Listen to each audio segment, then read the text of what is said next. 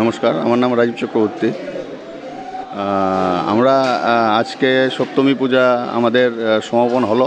তো কালকে সকাল 5:30 থেকে অষ্টমী পূজা প্লাস নবমী পূজা আমাদের অনুষ্ঠিত হবে। তো সকাল 9:30টার মধ্যে আমাদের মহিষবলি অনুষ্ঠান হবে। 10টা থেকে আমাদের অঞ্জলি দেওয়া হবে 12টা অবধি। তো এতটুকুই আমার বলার। তো অ্যাকচুয়ালি যে মেইন পুরোহিত উনি আজকে নেই, তো আমরা সহকারী পুরোহিত হিসেবে আমরা কাজ করছি।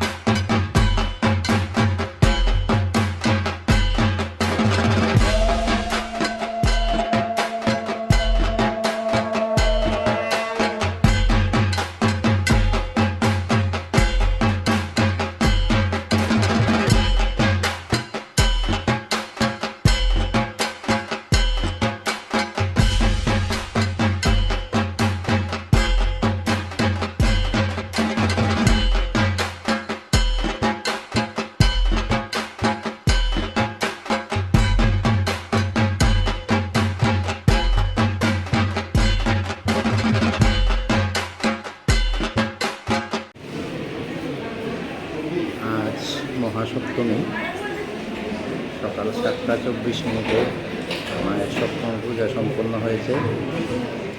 আগামীকাল মহা অষ্টমী পূজা হবে সকাল 6:24।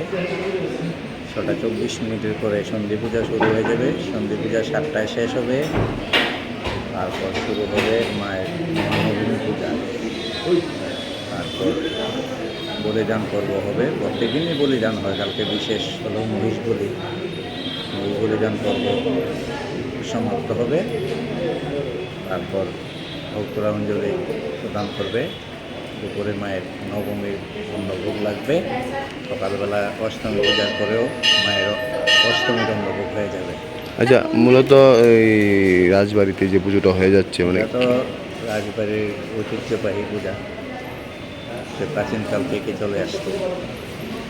রাজবাড়ির নিয়ম অনুযায়ী এই পূজা হয়, যেভাবে রাজারা পূজা করতে ওই সময় সেই রীতিনীতি মেনেই এখানেও পুজো হয়।